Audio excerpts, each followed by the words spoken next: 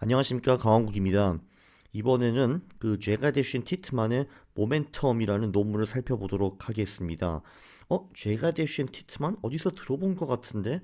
네, 맞습니다. 제가 8번 동영상에서 이분들이 1993년에 쓴 논문을 소개해 드린 적이 있습니다. 그러면은 이 두 분은요, 이제 18년 만에 다시 만나신 거예요. 그런데 강산이 두 번 흐르는 동안에 이 두 교수님은 월드스타로 등극을 하셨습니다.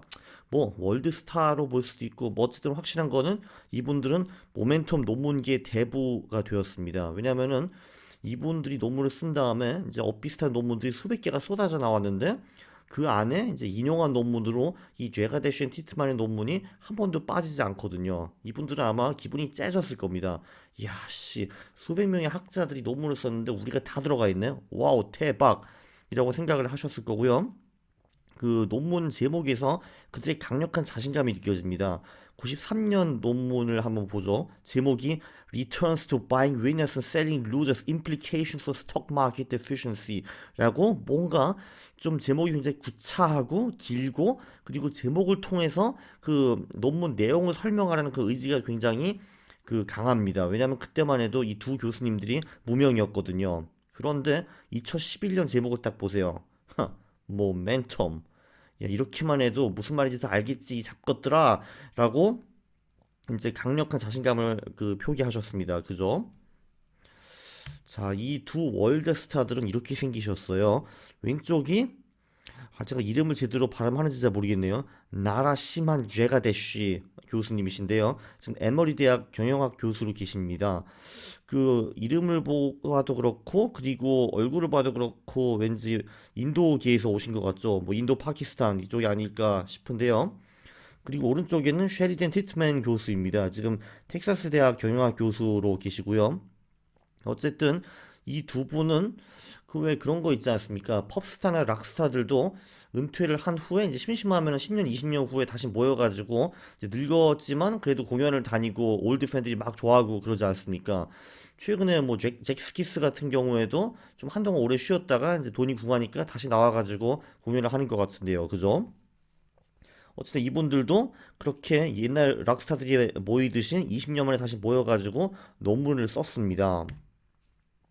그 논문을 간단히 요약하면은 한마디로 우리가 1993년 논문을 쓴 후에 그 후 20년 동안에 어떤 그 연구 결과가 있었는가 이거를 분석한 거예요. 그 20년 연구 결과를 한 논문에 볼 수 있기 때문에 굉장히 재밌습니다. 저는 이 논문을 사실 오늘 처음 봤는데 굉장히 많은 거를 배웠어요. 그래서 여러분들에게 그거를 전달해 드리려고 합니다. 그리고 워낙 배울 점이 많기 때문에 활용도도 꽤 높습니다. 난이도? 예, 읽는데 별로 어렵지 않았어요. 그래서 한 3점 정도 아닌가 싶고요. 일단 이거를 설명드리기 전에 오리지널 논문 내용을 복습을 해야겠죠. 1993년 논문의 결론은 사실 매우 간단합니다. 최근 3에서 12개월 동안에 많이 오른 주식은 내가 매수를 한 후에도 3에서 12개월 동안 그러니까 계속 오른다라는 것이 결론이었고요.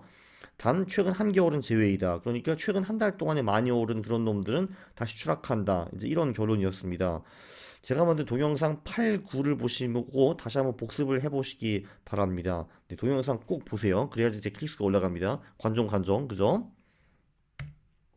자, 그러면은 3페이지에 또 무슨 얘기가 나오냐 하면은 이 논문은 1993년에 발표가 되었는데 그 후에도 굉장히 모멘텀 전략이 잘 먹힌다. 그러니까 최근에 많이 오른 놈을 샀더니 계속 오르는 그 현상은 1993년 후에도 잘 먹힌다. 이런 거였고요. 예외는 딱 한 번 있는데 2009년만 이 전략이 매우 안 먹혔습니다. 요거는 나중에 한번 살펴보도록 하고요. 그리고 제가 그래서 2010년부터 2018년까지 백테스트를 한번 해봤습니다. 글로벌 24개국 데이터를 가지고. 근데 해봤더니 모멘텀 전략은 2010년 후에도 매우 유용하다. 그거는 제가 동영상 9에서 설명한 바 있습니다. 그 밑에 그래프를 보시면요.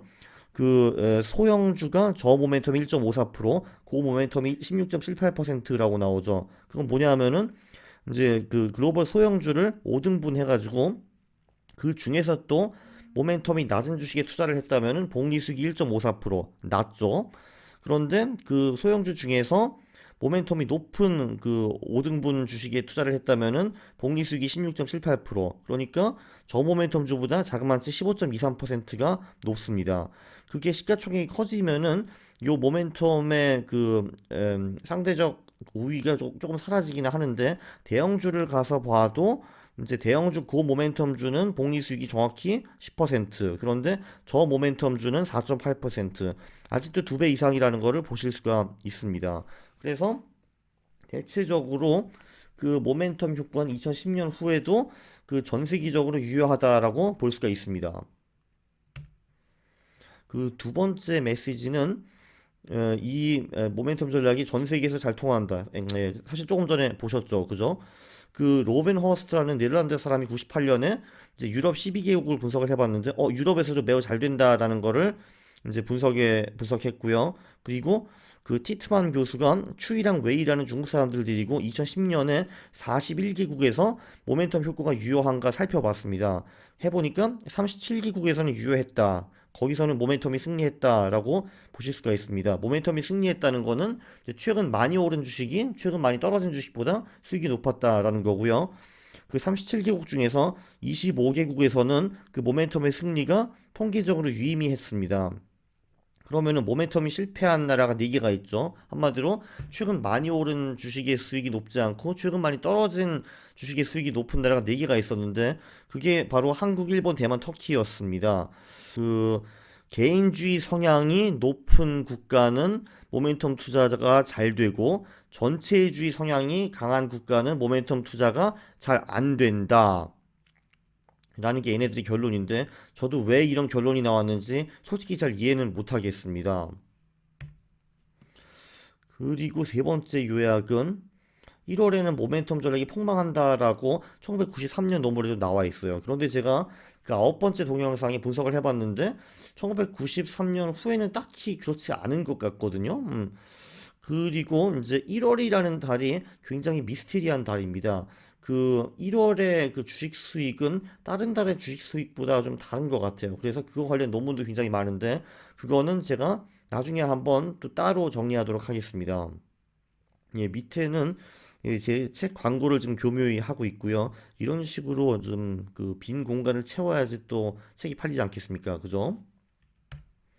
네, 네 번째 요약. 이분들도 왜 모멘텀 전략이 통하는가 분석을 해봤습니다. 그 결론은 이제 이분들이 한 3, 4페이지 정도 열심히 썼는데, 그 모멘텀 초기 단계에서는 정보의 과소평가, 그리고 후기 단계에서는 과잉 반응이라고 했는데, 제가 이거는 동영상 12번에 좀 설명한 바가 있는데, 그 후에 또 이동창 그래프를 찾아가지고 제가 여기다 삽입을 했습니다. 자, 이 그래프를 보시면요. 그 주가가 있고 기업 가치가 있습니다. 기업 가치는 파란색이고, 그리고 그 주가는 주황색인데요. 자, 일단 기업 가치는 계속 똑같이 가다가 언젠가 뭐 가치 변경 이벤트가 옵니다. 이 말은 뭐냐 하면은, 지난번에 그 환국 상사로 설명을 드렸는데, 갑자기 환국 상사가 기똥찬 상품을 그 발명해내는 겁니다. 그러면은 기업 가치가 당연히 뛰겠죠. 자, 그러면 기업 가치는 한순간에 점프를 합니다. 그죠? 그 파란색이 계단식으로 올라가는데요. 그런데 주가는 그렇게 계단식으로 같이 점프하지 않는 거를 보실 수가 있습니다. 왜냐면은 투자자들이 일단 기본적으로 다 한국 상사에 관심이 있는 것도 아니고, 그리고 이 한국 상사의 신제품이 정말 그 한국 상사 기업 가치를 많이 올릴지 그거를 확신하는데도 시간이 들고요. 그리고 사람이라는 거는 그 일단 그 기존 가격이 있으면은, 예를 들면 한국 상사의 주식이 10,000원이었는데 뭐 한국 상사에 좋은 일이 있다 하더라도, 좋은 일이 있네, 그러면은 기업 가치가 뭐 한 11,000원, 12,000 정도로 올랐겠지 라고 생각을 보통 하게 됩니다. 아무도 신제품 하나 나왔다 해서 한국 상사의 주식이 10,000원에서 50,000원으로 점프할지는 모르는 겁니다. 그래서 일단 그 초기 구간에는 그 사람들이 이 한국 상사의 가치가 올랐다는 거를 과소평가하게 돼요. 그러면은 당연히 주가는 천천히 오르게 됩니다. 천천히 오르다가 어느 순간에 사람들이 한국 상사 저거 봐. 저 주식 계속 오르네. 야, 저거 대박인가 봐. 나도 사야지 하는 식으로 하면은 이제 버블이 생기게 됩니다. 그러면은 한국 상사의 주식이 5만 원 오르는 걸로 그치는 게 아니라 이게 8만 원, 10만 원, 20만 원까지도 갈 수가 있는 거죠. 이거를 과잉 반응이라고 합니다. 그러니까 계속 오르다 보면은 가격이 가치를 넘어서는 거죠. 그런데 이런 현상이 또 영원히 갈 수는 없습니다. 언젠가는 기업 가치와 주가가 일치하게 되죠. 이 상황에서 버블이 터지고 다시 주가는 이제 하락하는 그런 현상이 이제 생기는데요. 그러니까 한마디로 이 주가가 오르는 현상은 한동안 지속될 수가 있다. 처음에는 과소평가이고 그리고 나중에는 과잉 반응이다. 이렇게 해석을 하시면 되겠습니다. 이게 이제 모멘텀 전략. 그러니까 한마디로 오르는 놈이 계속 오르는 현상을 설명하는 이제 시도였고요. 자, 요약 5번은 산업 모멘텀도 잘 된다라는 겁니다. 그러니까 우리는 개별 주식에 투자를 할 수도 있지만 뭐 산업 ETF 같은 거 가지고 특정 산업에 매칭을 할 수도 있습니다. 뭐 바이오 ETF, 뭐 반도체 ETF 이런 걸 할 수도 있겠죠. 그러면은 모스코비치와 그린블라트는 1999년 논문에 최근 많이 오른 산업군에 투자를 했으면은 그 효과가 6개월 동안 계속 간다라는 겁니다. 그러니까 한마디로 최근에 많이 올랐던 산업군에 투자를 하면은 그게 향후 6개월도 계속 오른다라는 거고, 여기서 중요한 건 뭐냐 하면은 개별주 같은 경우는 최근 한 달 동안에 많이 오른 놈이 추락하는 현상이 굉장히 강합니다. 그런데 산업군 같은 경우는 그렇지 않다. 그러니까 한마디로 최근 한 달 동안에 오른 놈도 이제 계속 오를 경향이 있다라는 겁니다. 여섯 번째 요약. 오늘은 요약이 참 많네요. 죄가 대신 티트만은 이제 논문을 썼는데 그 후에 이제 다른 교수들이 그런 모멘텀 투자가 특별히 잘 통하는 주식이나 환경이 있는가 이런 거를 분석을 했습니다. 이 헝림 슈탄이라는 논문이 있는데 예, 두 분은 한국 분들이 와갔죠, 그죠? 이분들의 결론은 애널리스트들이 관심이 별로 없는 주식이 모멘텀 효과가 높다라고 했습니다. 이거는 분명히 말이 되는 게 조금 전에 요 그래프를 보시면은 이제 과소평가 구간이 있다고 했잖아요. 그러니까 한마디로 주주들이 한국 상사가 가치가 올랐다는 것을 과소평가하는 그런 구간이 있는데 아무래도 애널리스트들이 많으면은 이제 투자자들한테 정보가 빨리 전달이 되겠죠. 와, 저 한국 상사 보세요. 신제품이 나와가지고 대박 칠 겁니다. 대박 하는 애널리스트들이 많이 나올 건데 애널리스트들이 적으면은 정보가 투자자들한테 느리게 전달이 되게 됩니다. 그래서 모멘텀 효과가 더 강해지는 거고요. 티트만 교수는 또 다니엘이라는 사람이랑 합쳐가지고 고피비아주에서 모멘텀 효과가 더 잘 먹힌다라는 것을 발굴을 했습니다. 모멘텀 주들은 아무래도 가치 대비 좀 가격이 많이 올라간 그런 주식들인데 한마디로 오버리액션 효과가 아닌가 싶습니다. 그러니까 한마디로 이미 버블을 타는 주식이 이제 계속 어느 정도는 버블을 타는 거다. 이런 결과가 아닌가 싶은데요. 예, 또 그리고 짱과 사기 같은 사람들도 논문을 또 썼는데 불확실성이 높은 주식이 모멘텀 효과가 높다라고 했습니다. 불확실성이라는 거는 매출액의 변동성도 매우 높고 이익의 변동성도 높고 그리고 주가 자체도 들쭉날쭉하고 이제 이런 좀 위험해 보이는 주식들이 수익이 높다, 모멘텀이 잘 먹힌다, 이제 이런 이론이었습니다. 그리고 리와 스와미나탄 여기도 또 한국 사람이 안에 섞였는데 이분들도 논문을 썼는데 거래량 동반 효과가 있다. 왜 차트 하시고 기술 투자 하시는 분들은 보통 가격이 오르는데 거래량도 같이 따라 오르면 좋다라고 배우셨을 거예요. 네, 근데 논문에도 이제 그 결과가 맞다라고 나오는 겁니다. 그러니까 한마디로 그냥 가격만 오르는데 거래량은 그냥 쏘쏘하고 그냥 비리비리하다 하면은 그게 거짓 시그널이 가능성이 높은데 가격도 막 오르는데 거래량도 같이 따라 오른다. 그러면은 세력들이 관심이 있다. 그러니까 이 주식이 진짜 리얼하게 오르는 것 같다. 이런 식으로 해석을 하시면 되겠습니다. 브라모프라는 사람도 합쳐서 논문을 썼는데 몇 명이랑 합쳐서 논문을 썼는데 신용 등급이 낮은 그러니까 아마도 질이 좀 낮은 주식들이 모멘텀 효과가 높다라고 했습니다. 이걸 다 요약을 해보면요. 불확실해 보이는 주식들이 모멘텀 효과가 잘 먹힌다라고 보시면 되겠습니다. 좀 이상하죠. 왜 좀 쉐이키하고 좀 안전하지 않고 그런 불안불안한 주식들이 모멘텀 효과가 잘 먹히지라고 생각을 하실 건데 이렇게 생각하시면 되겠습니다. 불확실한 주식은 이제 소위 모 아니면 도 또는 대박 아니면 쪽박 아니겠습니까? 그러니까 한마디로 불확실한 뭐 바이오주 이런 것들은 예, 내일 모레 파산할 수도 있는 거고 아니면 신약을 개발해 가지고 10배, 100배 오를 수도 있는 거죠. 자, 그러면은 사실 우리는 모릅니다. 얘가 도어가 될지 아니면 모어가 될지요. 자, 그런데 최근에 주가가 많이 올랐다라는 거는 이놈이 그 쪽박보다는 대박 또는 그 도 아니면 모일 가능성이 굉장히 높다는 겁니다. 그러니까 주가가 아무래도 오르겠죠. 그죠? 그 한마디로 이런 불확실한 주식에서 주가가 오른다는 거는 그 이놈이 진짜 리얼이다, 대박이다, 모이다 이럴 가능성이 상당히 높다라는 강력한 시그널이 되는 겁니다. 그래서 오히려 우량주보다 이런 비우량주 좀 많이 좀 떨리는 살 떨리는 그런 애들이 오히려 모멘텀 투자가 더 잘 먹히는 겁니다. 일곱 번째 요약은 지금까지 우리는 모멘텀을 주가로만 분석을 했습니다. 그러니까 주가가 많이 올랐냐, 적게 올랐냐, 이걸 가지고 이게 모멘텀 주다 아니다를 판단을 했는데요. 사실 꼭 주가로 할 필요 없이 그 순이익으로도 할 수가 있습니다. 그러니까 한마디로 이익이 그 많이 오른 놈이 주가도 계속 같이 올라준다. 이제 이런 내역인데요.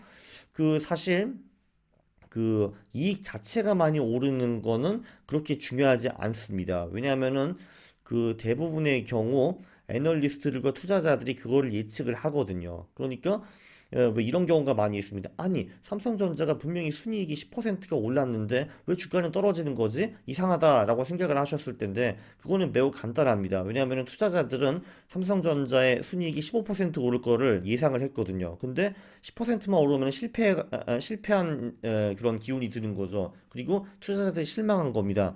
아씨, 15% 오를 놈이 왜 10%밖에 안 올랐어? 젠장 하고 주가가 떨어지는 겁니다. 그래서 중요한 거는 그 순이익이 절대적으로 몇 프로 올랐냐가 중요한 게 아니에요. 그거보다는 애널리스트 기대 수익보다 많이 올랐냐 적게 올랐냐 이게 훨씬 더 중요합니다. 그거를 분석하는 지표가 그 SUE라고 하는데요. 이게 뭐였더라? 스탠다드 언엑스펙티드 어닝스인가? 뭐 그런 거를 줄인 것 같은데 어쨌든 요 애널리스트 기대보다 높은 수익을 낸 주식이 그 한마디로 그 이익 모멘텀을 보여주는 겁니다. 그러니까 한마디로 이익이 기대보다 더 많이 올랐다라는 거죠. 그래서 이런 주식을 사면은 단기간으로 높은 수익을 벌 수가 있습니다. 네, 그래서 이 두 개를 합할 수가 있죠. 그 촨이라는 사람이 1996년, 2000년에 논문을 써가지고 이 그 가격 모멘텀과 이익 모멘텀을 한번 합쳐봤습니다. 그러니까 한마디로 그 최근 6개월 동안에 주가도 많이 올랐는데 이 SUV도 높은 이런 주식들을 사면은 돈을 많이 벌 수 있지 않을까? 그러니까 한마디로 그 싱글 모멘텀이 아니라 더블 모멘텀 주식을 사야지라고 실험을 해보니까 네, 대박 결과가 나왔다고 합니다. 그 최근 6개월 동안 많이 오르고 SUV도 높은 그런 기업의 수익이 매우 좋았다고 합니다. 자, 여덟 번째 요약 마지막인데요. 그 제가 대신 티트만은 1990년에서 2009년 수익을 분석을 해봤습니다. 그러니까 본인들 논문 나온 후에도 그 모멘텀 수익은 유효한가 해봤는데 그 20년 동안에 16년간 모멘텀 전략이 잘 먹혔다고 합니다. 그런데 2009년에만 개박살 났어요. 그때 그 최근에 가장 많이 오른 주식을 사고 가장 많이 떨어진 주식을 팔았더라면은 그 손실이 36.5%나 났을 겁니다. 그리고 다시 2010년부터는 모멘텀 전략이 회복을 한 거를 제가 조금 전에 보여드렸죠. 그죠? 자, 근데 2009년에는 무슨 일이 있었는가? 2008년에 금융위기가 오지 않았습니까? 그래서 당시에 다우존스도 반토막이 났고 코스피도 반토막이 난 걸로 기억을 하고 있습니다. 그러면은 그 지수가 반토막이 나면은 나쁜 주식만 떨어졌는가? 그거는 절대 아닙니다. 우량주고 비우량주고 질 좋고 질 나쁜 주식 전부 다 사이좋게 손잡고 그 반토막 60%, 70%, 80% 하락을 했습니다. 2008년 정말 끔찍했죠. 그때 저 있었습니다. 그땐 다행히 제가 돈이 별로 없어가지고 잃은 것도 별로 없었는데요. 그 1933년에도 비슷한 현상이 있었습니다. 1933년은 세계 대공황의 마지막 순간이었어요. 이때도 주식이 완전 대폭락해가지고 제가 알기로는 그때 그 다우존스 지수가 그 고점 대비 85%인가 90% 하락했습니다. 자, 그러면은 2009년에는 왜 모멘텀 전략이 안 통했는가? 뭐 굉장히 당연한 얘기입니다. 일단 모든 주식들이 2008년 다 떨어졌잖아요. 우량주도 많이 떨어지고 그리고 비우량주도 많이 떨어졌는데 그러면은 2009년에는 또 그 반대로 우량주든 비우량주든 다 또 회복을 했습니다. 왜냐면 2008년에 일시적으로 그 주식이 너무 많이 떨어졌으니까요. 그래서 다 바운스를 했는데 어떤 놈이 가장 많이 바운스를 했나? 아무래도 2008년에 가장 많이 떨어진 그놈들이 2009년에 가장 세게 다시 올라온 겁니다. 네, 말이 되죠. 왜냐하면은 2008년에 많이 떨어진 주식 중에서 우량주도 많았거든요. 그때 그 당시에 그 우량주에 하자가 있어서 떨어진 게 아니라 시장이 그래서 그냥 떨어졌던 겁니다. 그래서 모든 주식들이 다시 리커버리를 하고 바운스를 했는데 그때 2008년에 가장 많이 떨어진 놈들이 가장 많이 또 오르게 된 겁니다. 예, 그래서 2009년에는 모멘텀 전략이 하나도 안 먹혔죠. 그래서 우리가 배울 거는 무엇인가? 정말 큰 대하락이 오면요. 예를 들면 1933년이나 1974년이나 2008년 이런 상태가 오면은 그때는 우리는 모멘텀을 무시를 하고 최근에 가장 많이 떨어지는 우량주를 주워 담는 것이 훌륭한 전략입니다. 네, 저는 1번부터 8번의 요약을 통해서 굉장히 많은 거를 오늘 배웠거든요. 그래서 여러분들께 꼭 제가 배운 이 내용을 전달해 드리고 싶었습니다. 네, 제가 설명을 제대로 했는지 잘 모르겠네요. 네, 보잘것없는 강의 들어주셔서 저는 늘 감사하게 여기고 있습니다. 네, 강원국이었습니다. 다음 시간에 또 뵙겠습니다.